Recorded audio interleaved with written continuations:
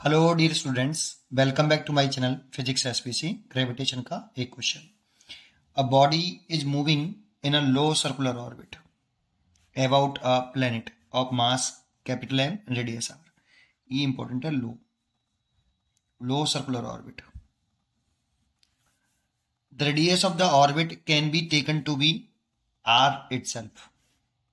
Then the ratio of the speed of this body in the orbit to escape velocity from the planet is. ठीक है, solution पहले समझते हैं कि एक प्लेनेट है हमारे पास। ये कोई प्लेनेट है, ये तो कोई प्लेनेट है। ये प्लेनेट का मास है और ये प्लेनेट की रेडियस है। ये कोई प्लेनेट हो गया। अब इसके सरफेस से मान लो h हाइट पर, ये प्लेनेट के सरफेस से h हाइट पर ये कोई बॉडी है जिसका मास स्मॉल m है और ये किसी सर्कुलर ऑर्बिट में रिवॉल्व कर रहा है। ये इसकी ऑर्बिटल स्पीड हो गई v0 मान लेता हूं।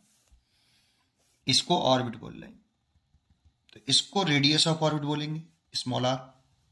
हाइट तो यहां से है h सरफेस से, ये सेंटर टू सेंटर है स्मॉल r। स्मॉल r क्या है यहाँ पे? इस ऑर्बिट की radius of circular orbit of satellite. तो इसकी वैल्यू कितनी होनी चाहिए? Small r is equal to r plus h। लेकिन क्वेश्चन में कहा है low circular orbit. Low circular orbit का मतलब है कि यहाँ h बहुत छोटा है अर्थ की रेडियस के कंपेयर। तो हम इस h को नेग्लेक्ट कर सकते हैं बेटा। जब हम h को नेग्लेक्ट कर दें तो उस वाली कंडीशन में स्मॉल r कैपिटल R के बराबर है।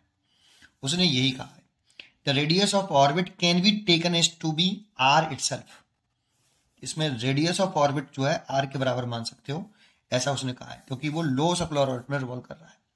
ठीक है। The ratio of the speed of this body in the orbit, that means speed, इसे ऑर्बिटल स्पीड बोलते हैं। Orbital speed of the body in this orbit v0 is equal to root के अंदर g कैपिटल M आता है बेटा। यहां पर आता है प्लेनेट का मास। जो बॉडी रिवॉल्व कर रही है उसके मास से ऑर्बिटल स्पीड इंडिपेंडेंट होती है, अपॉन रेडियस ऑफ ऑर्बिट आती है। यहाँ पर radius of orbit small r है, लेकिन स्मॉल r उसके किसके बराबर दे रखी है? कैपिटल R के। इसलिए लिख सकते हैं रूट के अंदर g capital M upon capital R। एक सिचुएशन तो ये हो गई। अब सेकंड केस कह रहा है हमसे कि इसी बॉडी को अगर हमें एस्केप वेलोसिटी कह रहा है फ्रॉम द प्लैनेट्स, तो अगर मैं दोबारा से प्लेनेट बना लूं, ये मान लो ये बॉडी है आपकी, जो इसकी ऑर्बिट रेडियस ऑफ ऑर्बिट कितनी रखी है? ये स्मॉल r डिस्टेंस पर। देखो यहां से इसकी कितनी एस्केप वेलोसिटी होगी? इसे एस्केप कराना है, एस्केप वेलोसिटी। एस्केप वेलोसिटी अगर ये हम निकालना चाहते हैं, दैट मीन्स अगर इसे एस्केप करा दें तो ये कहां पर पहुंच जाए? बॉडी इनफाइनाइट पर, इनफिनिटी पे पहुंच जाएगी तो इसकी वेलोसिटी 0 हो जाएगी। ठीक है, तो इसकी ये वैल्यू कितनी होती है? दैट मीन्स ये प्लेनेट के ग्रेविटेशनल फील्ड से बाहर निकालनी है और इसकी रेडियस r है। ठीक है, तो इस जगह पे निकालनी है। ये बॉडी है तो ये पॉइंट A है और ये इनफिनिटी है। तो इसमें कंजर्वेशन ऑफ मैकेनिकल एनर्जी लगा लो। A पॉइंट पर मैकेनिकल एनर्जी और इनफाइनाइट पॉइंट पर मैकेनिकल एनर्जी। प्लेनेट की ग्रेविटेशनल फील्ड से बाहर करना है तो kinetic energy at point A plus gravitational potential energy at point A and kinetic energy at infinite plus gravitational potential energy at infinite. तो kinetic energy तो हो गई हाफ m s के वेलोसिटी का स्क्वायर, ये प्लस ये किस direction में प्रोजेक्ट कर रहे हैं इससे कोई फर्क नहीं पड़ता। एंगल ऑफ प्रोजेक्शन से इंडिपेंडेंट होती है इसकी वेलोसिटी। देखो इसमें फॉर्मूले तो लगाना है हमें। इस जगह की काइनेटिक चाहिए, काइनेटिक स्केलर क्वांटिटी, तो हाफ एम v का स्क्वायर माइनस का g कैपिटल M और बॉडी का मास ओवर इन दोनों के बीच की शॉर्टेस्ट सेपरेशन जो कि स्मॉल r है, जो कि स्मॉल r है यहाँ पे। तो स्मॉल r लिख लेते हैं, ये स्मॉल r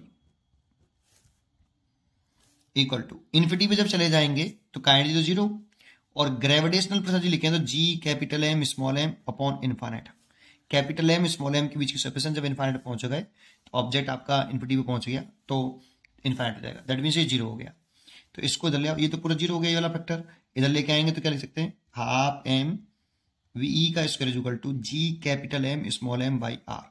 स्मॉल एम से स्मॉल एम काट सकते हो तो एस के वेलोसिटी आगे 2 का multiply 2g capital M by R small e, कितनी हो गई। लेकिन यहाँ पे क्वेश्चन में कहा था कि स्मॉल आर कैपिटल आर के बराबर है, तो इसीलिए ये लिख सकते हैं रूट के अंदर 2g capital M over are, ये इतनी आपकी हो गई। अब हमसे इन दोनों का क्या पूछ रहा है, रेशियो पूछ रहा है, इस ऑर्बिटल स्पीड का और एस के वेलोसिटी का। तो रेशियो पूछ रहा है, इक्वेशन नंबर 2 डाल लो और फर्स्ट डिवाइड बाई सेकंड कर लो। तो V O upon V E equal to root के अंदर G capital M by R और रूट के अंदर 2g capital M by are, तो ये इससे कैंसिल हो जाएगा, 1 अपॉन रूट 2 आ जाएगा। तो रेशियो आ गया V O upon V E 1 upon root 2, इसका रेशियो ये आया, इसीलिए इसका आंसर हो गया डी चॉइस इज करेक्ट। पढ़ते रहिए और खुश रहिए।